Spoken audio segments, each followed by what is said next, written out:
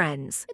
This is another episode of the program Empire of Lies, in which we talk about manipulation and disinformation of the Russian media.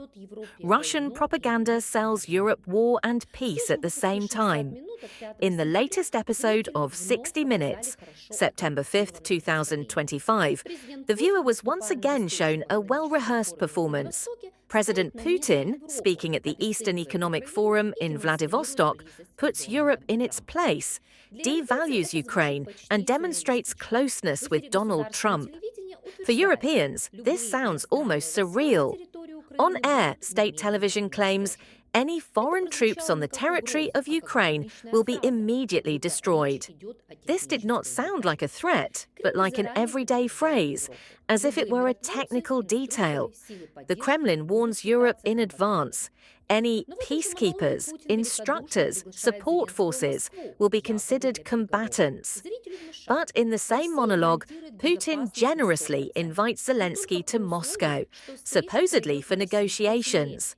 The viewer is told Russia guarantees 100% security, but only on the condition that the meeting takes place on Russian soil, and the agenda includes only topics convenient for the Kremlin. Europe should see this not as an invitation to dialogue, but as a trap. Moscow is constructing a picture where Ukraine is legally paralyzed. Martial law, the impossibility of a referendum, constitutional deadlocks. And the conclusion is simple: it is still impossible to reach an agreement with Kiev, which means we need to reach an agreement. Europe as a pale shadow. The TV show savors the discord between the US and the EU.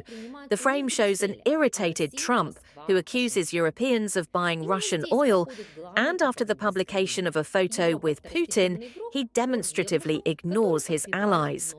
For the Russian audience, this is presented as evidence of the helplessness of Europe, and that all important decisions are made not in Brussels, but in the Moscow-Washington axis.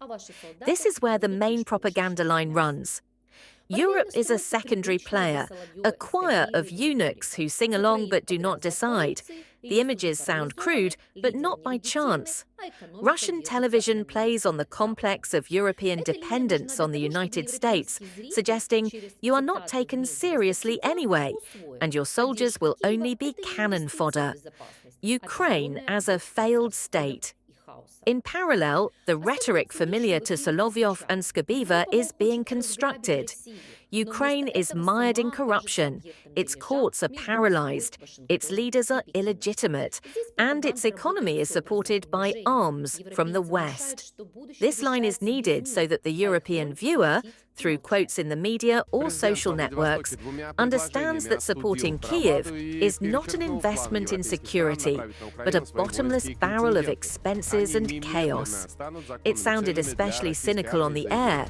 Europe, they say, wants to plunder Russia, but instead will itself end up as an object of division between Moscow, Washington, and Beijing. Here, propaganda works with the image of humiliation. Europeans are convinced that the future is being decided without them, and their role is to pay and remain silent.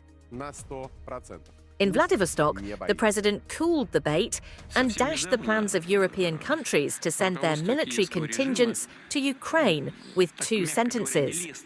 They will immediately become legitimate targets for the Russian army, Putin said. That is, they will be immediately destroyed. At the plenary session of the WEF, the president called Ukraine's whims regarding the location of the bilateral meeting excessive. He again officially invited Zelensky to come to Russia. The hero city of Moscow is best suited for negotiations. Russia guarantees 100% security for the head of Ukraine. Let him not be afraid. I don't see much point. Why? Because it will be almost impossible to agree with the Ukrainian country on key issues. Even if there is political will, which I doubt, there are legal and technical difficulties, which consist in the fact that any agreements on territories must be confirmed in accordance with the constitution of Ukraine in a referendum. In order to hold a referendum, martial law must be lifted. If martial law is lifted, presidential elections must be held immediately. Why is this dangerous for Europe?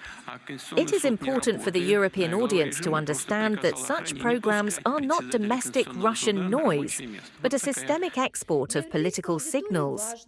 The Kremlin, through television, marks red lines in advance. No NATO troops in Ukraine, no membership of Kiev in the alliance, while simultaneously nullifying the very subjectivity of Europe. The danger is that such theses are starting to circulate outside of Russia. They are quoted by skeptical politicians in the EU. They get into the alternative media, creating the illusion that perhaps Moscow is right. But under this shell, there is no room for compromise.